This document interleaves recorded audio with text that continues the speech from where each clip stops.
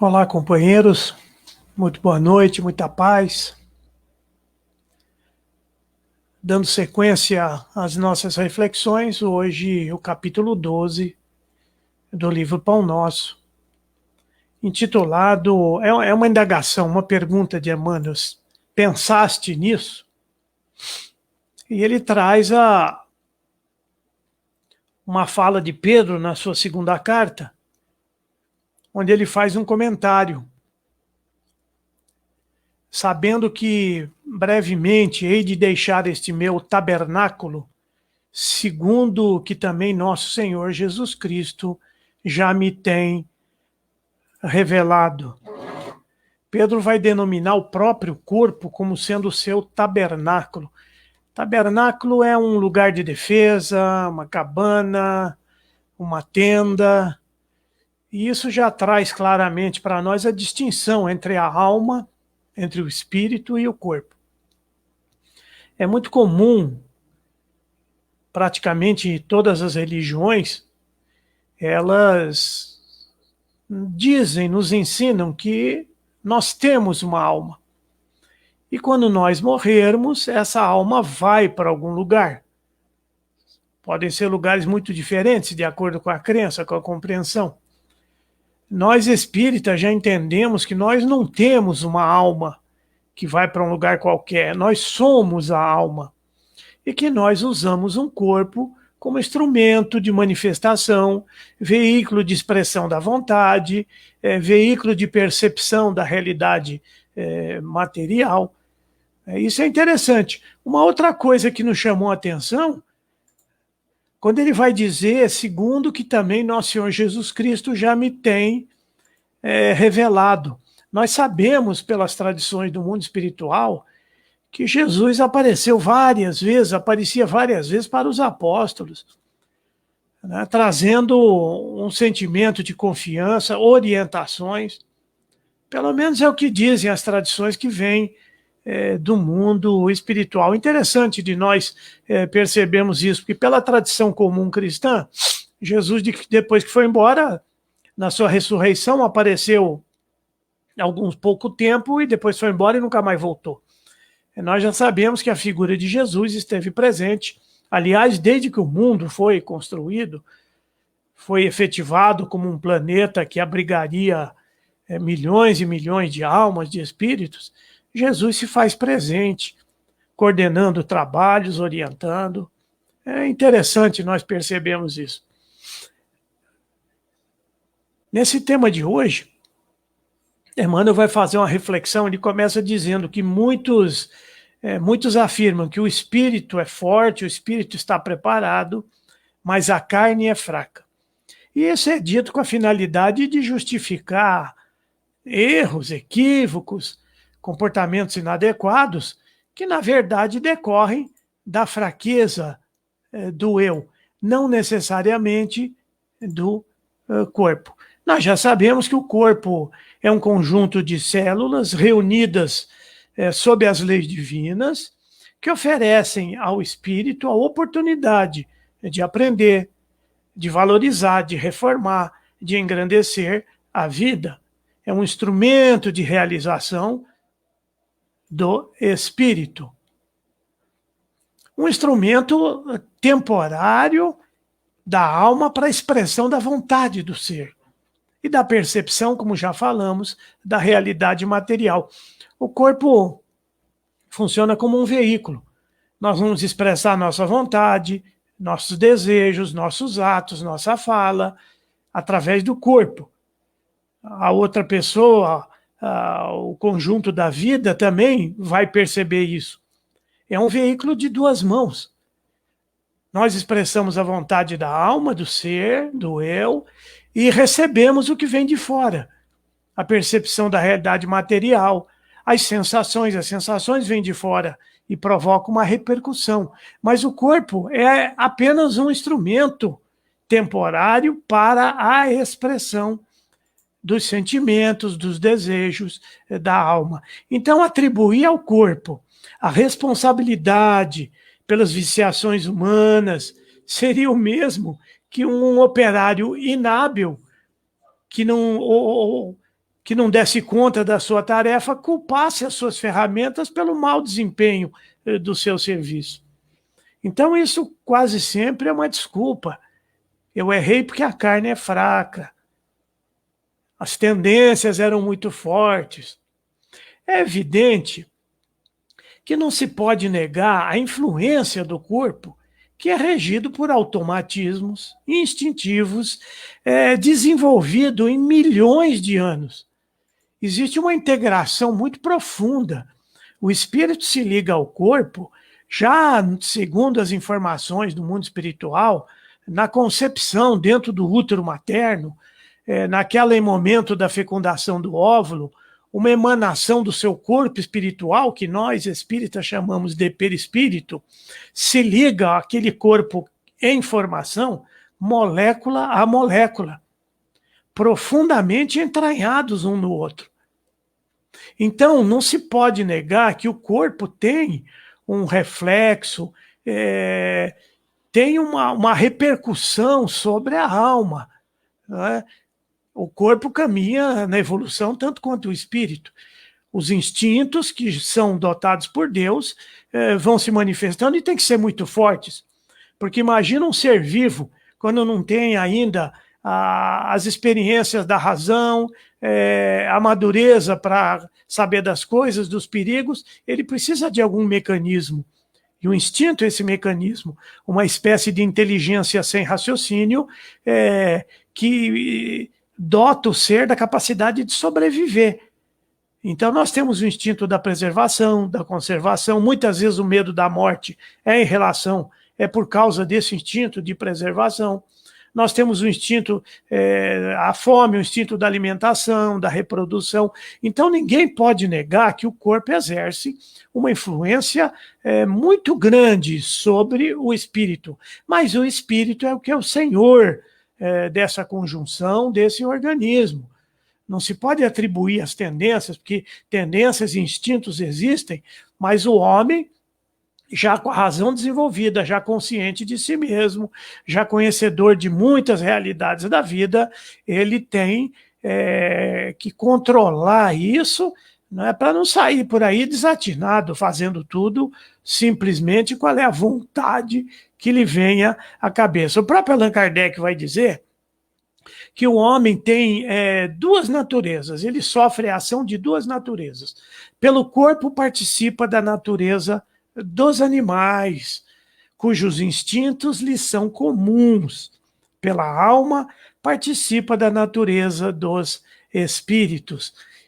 Então ninguém quer negar a influência do corpo, mas não se pode atribuir ao instrumento a culpa pelas consequências dos atos que são tomados pelo seu autor, pelo seu ator, pela pessoa que está dirigindo esse complexo corpo e alma.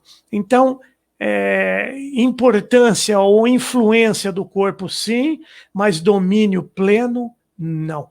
As viciações serão sempre do espírito, que encontra prazer nas sensações obtidas através do seu corpo e as busca incessantemente. Então, influência, sim. Domínio pleno, não.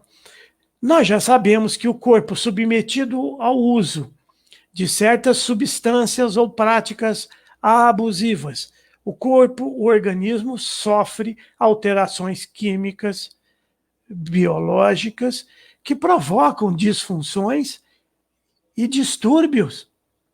Então, resumindo, nós temos um espírito como agente, o corpo como instrumento. Os dois estão num processo de interação constante. Então, quando eu castigo o corpo, submetendo a ações, ao jugo de substâncias nocivas, produtos químicos, isso ou aquilo, eu posso provocar um desequilíbrio no corpo, eu vou provavelmente provocar isso, dependendo da intensidade, da substância a que o corpo é submetida, e isso vai perturbar o corpo, e como estão os dois num processo de interação constante, isso vai também perturbar o espírito, perturbar a sua mente. Qualquer desajuste, tanto num quanto no outro, tanto no corpo quanto no espírito, pode provocar doenças físicas ou mentais de difícil solução, que certamente vão trazer como consequência dores e sofrimentos. O Emmanuel termina a sua reflexão nesse capítulo fazendo uma pergunta, que é uma pergunta retórica para todos nós. Ele vai dizer: que fazes dos teus pés, das tuas mãos, dos teus olhos, do teu cérebro? Sabe que esses poderes te foram confiados para honrar o Senhor, iluminando a si próprio. Que fazemos com todos os recursos que a vida nos oferece? Olha que nós, essa humanidade terrena de agora, tem inúmeros, incontáveis recursos. Olha quanto desenvolvimento. Quanto desenvolvimento da inteligência, da razão. Olha na área tecnológica, na medicina, quanto avanço. O que é que nós fazemos com tudo isso? O que é que nós temos feito num plano mais particular com as capacidades que nós temos? Como temos utilizado as nossas faculdades, as capacidades, o próprio corpo, o próprio organismo físico? Temos cuidado bem? Porque é uma coisa interessante. Dos bens materiais, nós temos uma preocupação com o patrimônio, de preservação do patrimônio, não é assim? Nós moramos lá numa casa e de vez em quando promovemos uma reforma. Vamos vendo que a casa está ficando meio caidinha, a pintura já perdendo a cor, o brilho, não é? Um vazamento de água aqui, nós nos preocupamos e cuidamos bem da casa. Com um automóvel, nem se fala. Não é? Tem gente que lava o carro toda semana, pule, dá brilho, aquela coisa toda, né? Se preocupa em deixar em qualquer lugar, não é isso? Com os aparelhos todos, né? Há um cuidado com todos os aparelhos. Ao celular, se você compra um celular, a primeira coisa que ele faz é botar uma capinha e uma proteção na tela, né? Porque aquilo ali, se cair, vai amenizar, não vai quebrar, não vai danificar. Então, com aquilo que nós consideramos nosso patrimônio, nossos bens, nós tomamos um cuidado danado. Ou porque gostamos muito daquilo, ou porque o bem é caro, é difícil de conquistar, é caro para consertar, ou por amor às coisas materiais mesmo, que é uma coisa que a maioria de nós ainda tem. Mas e o nosso corpo? O nosso corpo também é um bem material, que nos foi concedido por Deus, oferta divina, para que pudéssemos nos desenvolver. Temos as experiências da matéria bruta, densa, temos a experiência dos apegos, para depois nos desapegarmos. termos, ora, a experiência do poder, do mando, da fruição, dos gozos, dos prazeres, daquilo que o dinheiro pode nos proporcionar. De outras vezes, o corpo também é um instrumento de dor, porque vai nos ensinar a resignação, vai nos ajudar a desenvolver as virtudes morais da paciência, da coragem, da luta, do enfrentamento. E embora o organismo seja uma coisa extraordinária, olha o funcionamento de todos os órgãos, que coisa maravilhosa, que coisa importante. Olha a complexidade da visão humana. Olha os rins, filtros do sangue tão pequeninos, e estão ali 24 horas por dia a filtrar os nossos sangues. O coração que não para de bater, um ritmo incessante, frenético. E todos os órgãos com as funções que lhe cabem, todos cumprindo as suas tarefas, é um instrumento emprestado por Deus. E o que é que nós temos feito com ele? Como é que nós temos cuidado bem desse que se assemelha a um veículo, a um carro, que também se assemelha a equipamentos sofisticadíssimos? Porque embora ele seja uma maravilha, ele tem uma relativa fragilidade.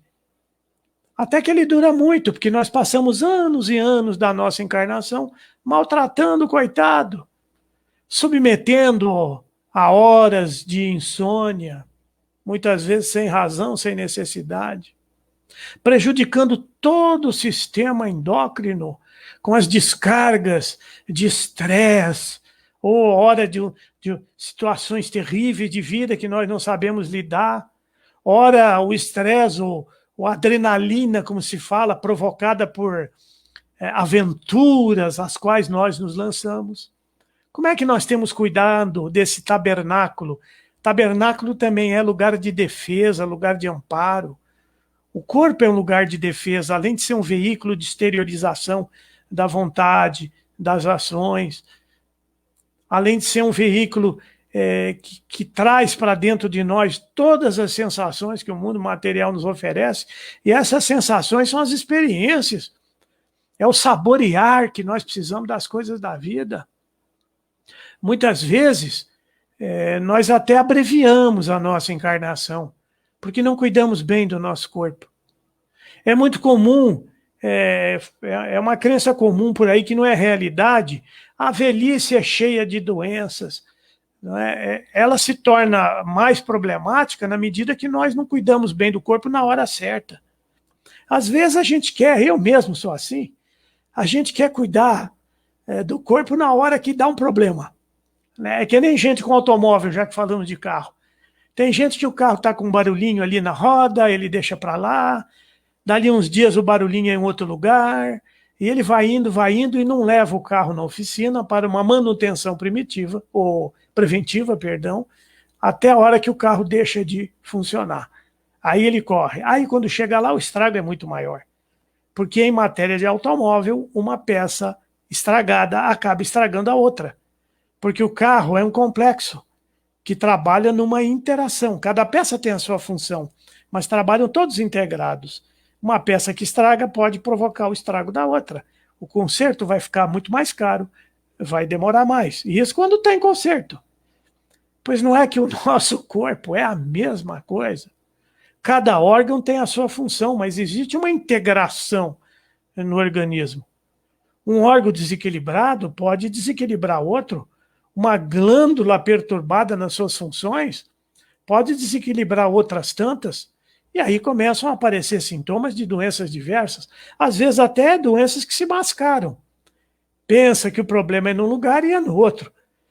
E nós judiamos, é André Luiz que fala isso, tem livros extraordinários de André Luiz, como Evolução em Dois Mundos, que nós vamos entender tanto a ação do espírito sobre o corpo, dos seus sentimentos, dos seus pensamentos, e nós vamos entender essa complexidade e a interação que o organismo é.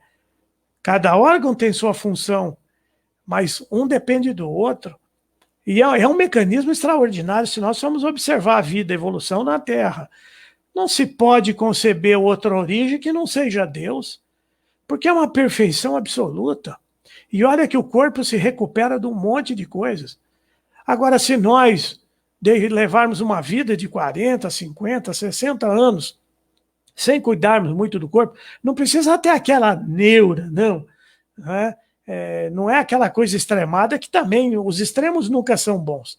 Sempre o caminho do meio, do equilíbrio, é o mais sereno e é o que faz bem. Aliás, hoje em dia, muitas pessoas que trabalham com alimentação, com nutrição, com dietas, dizem que a dieta perfeita é a da moderação. Moderação. Você pode consumir todo tipo de alimento, com moderação, né? O nosso problema é que muitas vezes nós somos imoderados com qualquer coisa. Com qualquer coisa. Não é só no campo da alimentação. Então, todos nós sabemos o que é uma vida razoavelmente moderada, equilibrada, sabemos o que precisamos fazer. Hoje já se sabe, é muito comum, nos casos, por exemplo, específicos de cirrose hepática, acreditar-se que a bebida, o álcool, provoca a cirrose. Hoje já se sabe que noites mal dormidas são tão prejudiciais, agridem tanto ao organismo e ao fígado, quanto o álcool. Então, na maioria das vezes, nós temos uma situação meio de descaso, porque não temos dor nenhuma, temos uma saúde razoável, e de repente a conta vem lá na frente, depois de uma vida de muitos desequilíbrios, nós vamos sofrer as consequências. E há uma coisa interessante, isso se aplica muito, inclusive, a chamadas curas espirituais. Não é o melhor termo, mas é o que nós temos. A ação fluídica sobre alguém, uma pessoa, um passe, uma ação magnética, um passe curador, e aquilo muitas vezes tem a capacidade de regenerar, de curar uma doença, de regenerar o órgão. E os espíritos explicam que às vezes o órgão foi tão maltratado, o corpo foi tão judiado, que ultrapassou o limite que poderia ser recuperado por ações terapêuticas fluídicas. Então, muitas vezes a pessoa vê um monte de gente que foi num desses curadores que tem por aí, e um monte de gente se cura, e ele vai lá e não se cura. É claro que há questões morais envolvidas, há situações que nós costumamos chamar, por falta de outra palavra, de karmas, né, dramas kármicos, mas muitas vezes aquela doença, aquele sintoma não é mais reversível, porque o órgão foi maltratado durante muito tempo e ele perdeu a capacidade de regeneração, de recuperação. Nós já sabemos também, pelas informações do André Luiz, que todo órgão ele absorve fluidos, né? O fluido elétrico animalizado, fluido vital, fluido animal, tem uma opção de nomes. E que com o desgaste natural, e o natural seria apenas pela velhice, e que nós abreviamos por maus usos das coisas, o órgão vai perdendo a capacidade de absorver e de reter esses fluidos. Então, de repente, a agressão foi tão forte durante tanto tempo que não vai haver uma recuperação mais e nós vamos ter que conviver com essas doenças que duram uma infinidade, doenças que vão até o desencarne da pessoa e, pasmem, às vezes passam até de uma encarnação para outra, porque não é o assunto do dia, mas o perispírito é um corpo chamado espiritual também por falta de outro nome, porque os espíritos disseram que espiritual mesmo é só o espírito, é um corpo de matéria muito sutil, que guarda relação e ligação profunda com o corpo físico, como já dissemos, desde na concepção no útero materno, ele tem regiões que equivaleriam aos órgãos do corpo, que também sofrem a ação das coisas que vêm de fora. Sofre a ação do que vem de dentro, dos sentimentos desatinados, dos pensamentos, da ira, da raiva, da revolta, do mal pensar, do mal sentir, mas também sofre a agressão do corpo físico que passa para o perispírito. O perispírito é um veículo do veículo, né? Ele também recebe tudo o que nós sentimos, pensamos, passa para o perispírito, passa para o corpo físico. Tudo que nos acontece que vem de fora passa pelo corpo, passa pelo perispírito. E não raro o perispírito fica manchado, André Luiz chama de zona mórbida, cria uma zona ali que é como se fosse uma doença em potencial, algo que está guardado ali, e numa próxima encarnação, aquilo se manifesta e se manifesta como uma doença naquele corpo novo. Isso explica muitos casos de pessoas que já nascem com doenças, não é? E que às vezes já trazem no seio do seu perispírito, não é? Mas isso é um assunto para outro dia. Então, meditemos nessas interrogações, diz Emmanuel, entendamos o corpo como um santuário, um verdadeiro santuário. Um templo, aliás, foi Jesus que usou essa fala. Destrua o templo e eu o reconstruirei em 3 dias. E a turma lá, desavisada, achou que Jesus estava falando do templo material, do templo onde se faziam as orações, os louvores a Deus. Jesus falava do templo, o corpo, como um templo da alma. Um templo provisório que a alma toma a cada encarnação para realizar o seu curso avançado de evolução, de progresso, as suas tarefas, os seus propósitos, muitas vezes para reconstruir o que destruiu, mas sempre para evoluir, para progredir nesse caminho extraordinário de luz, de felicidade, que é a jornada de cada um de nós. Vamos encerrar a nossa reunião convidando a todos a fazermos uma breve oração, a mentalizarmos aquelas pessoas para quem nós gostaríamos de enviar os nossos bons pensamentos, bons fluidos, como nós chamamos no Espiritismo, boas vibrações, e nós temos a certeza que nos foi trazida primeiro pelo próprio Cristo, depois pelos espíritos amigos, de que toda a prece é uma evocação e todo o espírito bondoso se apieda daquele que sofre, se condói, se comove, escuta as nossas preces e amplia as vibrações que nós estamos emitindo, junta com as próprias vibrações deles, e esses espíritos encaminham para essas pessoas que nós mentalizamos. Mentalizar simplesmente é lembrar da pessoa. Veja lá sua imagem, seu rosto. Não é? Pode ser encarnado, pode ser desencarnado. Pode estar doente, mas não necessariamente. A gente acha que tem que rezar só nas horas das aflições, para os que estão doentes, para os que estão desassossegados, enfrentando provações. Nós podemos e devemos orar por todos, porque a prece é um momento da ligação mais profunda com o alto, não é? Com aquilo que nós entendemos como Deus, a origem da vida, do amor, da perfeição, que nos envolve em melhores fluidos, visto que nós mesmos começamos a produzir esses fluidos. E elevemos a Deus rogando proteção para essas pessoas que estão sofrendo, boas vibrações para esses que nós pensamos agora, muitos deles enfrentando os dramas terríveis de alma, de vida, de doença, tão comum no tempo de agora. Ameniza, Senhor, o sofrimento e o drama dessas pessoas, dessas famílias que enfrentam a provação terrível do desenlace violento através de doenças aparentemente sem cura. Também, Senhor, promova um sentimento de esperança, de melhores expectativas quanto ao futuro. Que possamos colocar dentro das nossas mentes, firmar a ideia de que tudo passa, todo mal passa.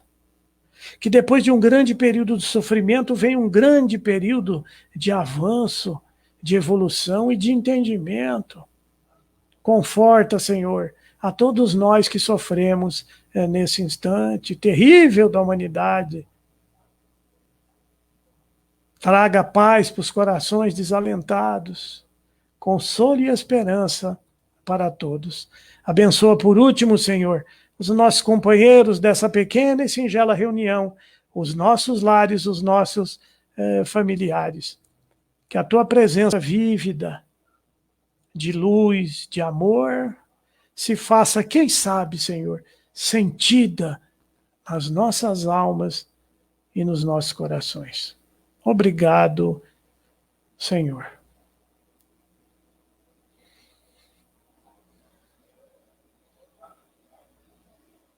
Até a semana que vem. Ou, para quem for de amanhã no Evangelho, até amanhã.